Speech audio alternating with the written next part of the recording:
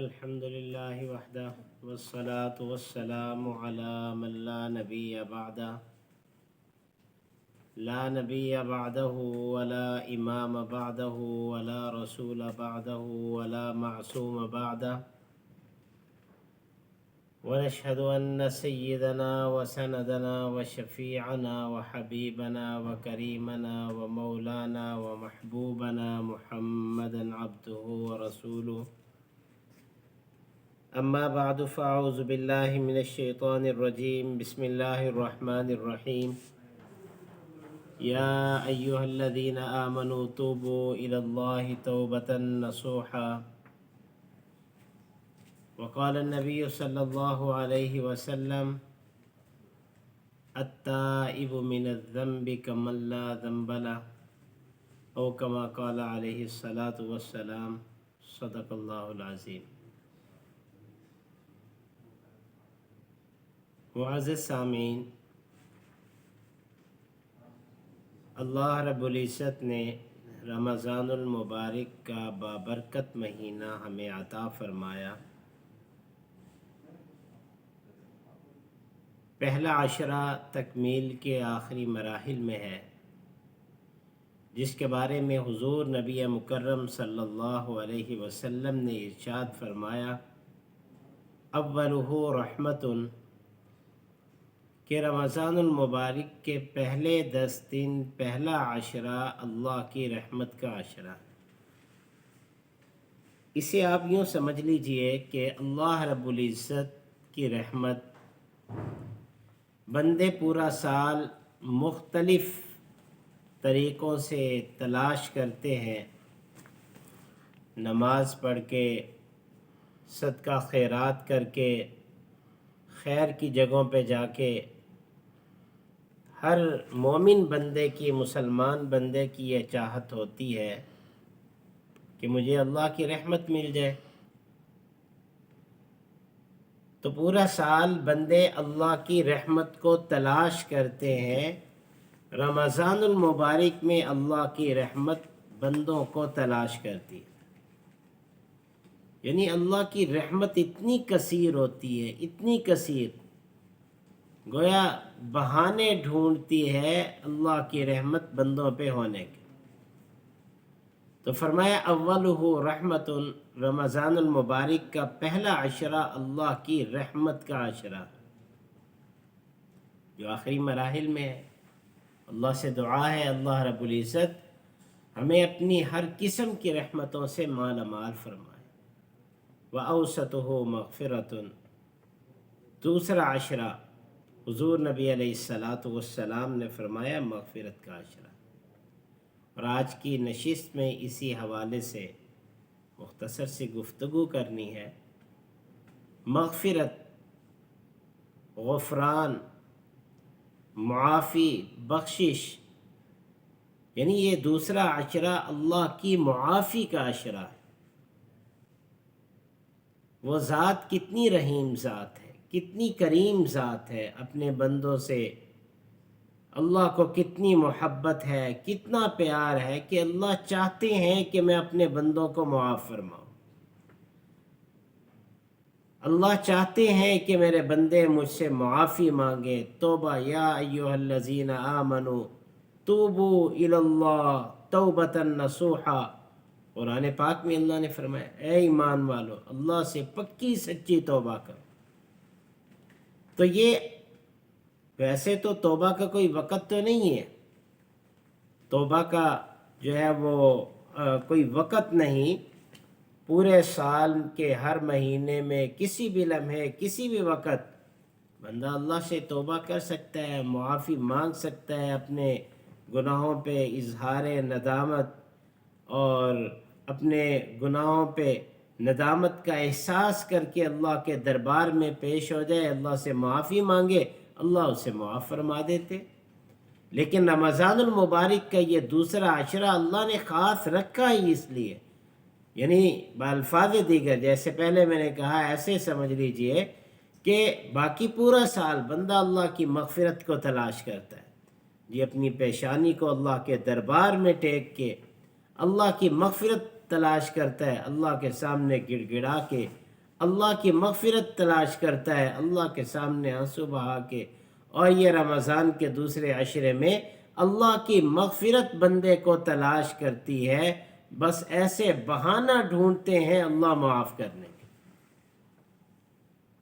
تو محترم سامعین، یہ دوسرا عشرہ اللہ کی مغفرت کا، زیادہ سے زیادہ ہم اپنے گناہوں کی معافی مانگے اللہ سے، اور وہ ذات معاف کرنے والی ہے۔ اللہ چاہتے ہیں، جیسے میں نے کہا، اللہ رب العزت کو اپنے بندوں سے بڑا پیار ہے، بڑی محبت ہے جی۔ اللہ الخلق عیال اللہ، مخلوق اللہ کا کنبہ ہے جی۔ جس طرح ہمیں اپنے کنبے سے ایک تعلق ہوتا ہے، محبت ہوتی ہے، پیار ہوتا ہے، اسی طرح اللہ کو مخلوق کے ساتھ پیار ہے، بلکہ کتنا پیار۔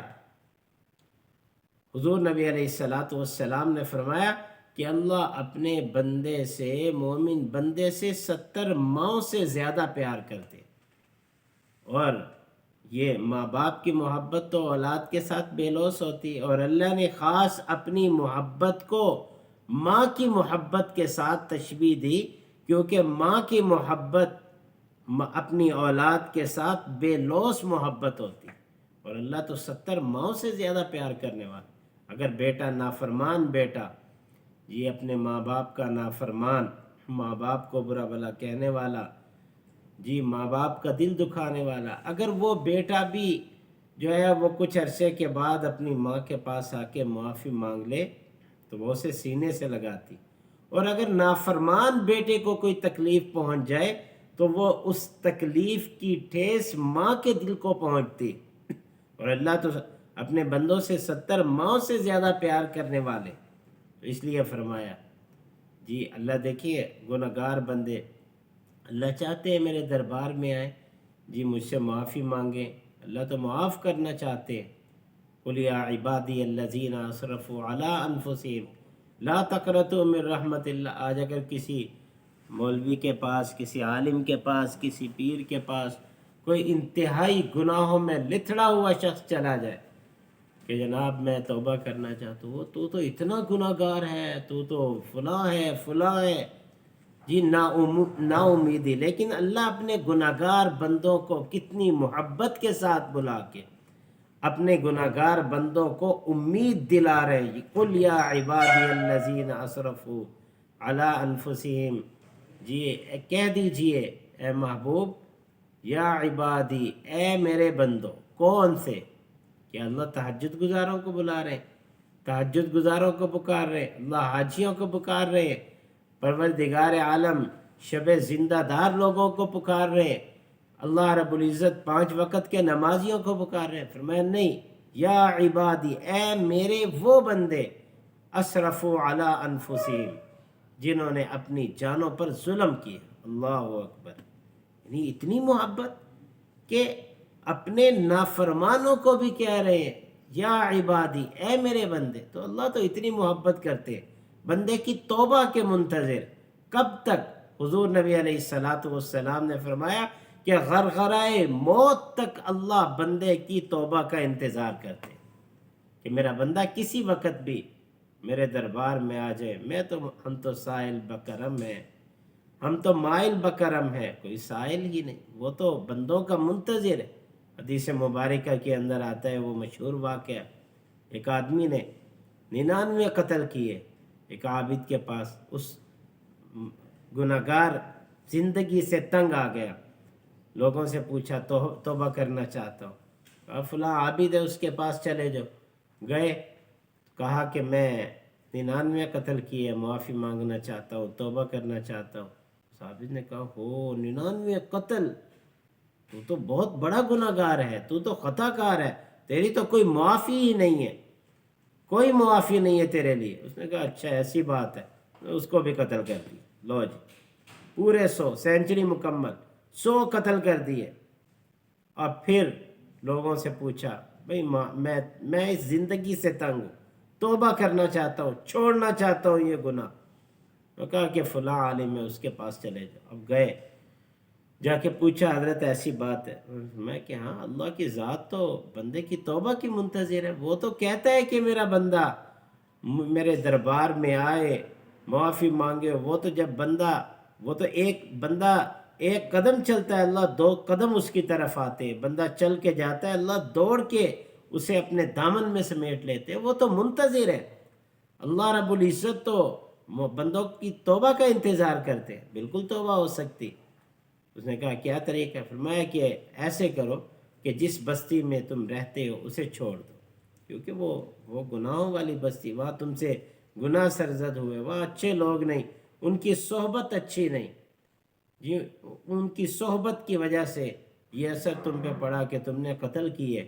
اسی لیے کہتے ہیں نا کہ نیک لوگوں کی صحبت کا بڑا اثر ہوتا ہے۔ صحبت صالح ترا صالح کنن، صحبت طالع ترا طالع کنن، نیک لوگوں کی صحبت تمہیں نیک بنائے گی اور برے لوگوں کی صحبت تمہیں برا بنائے۔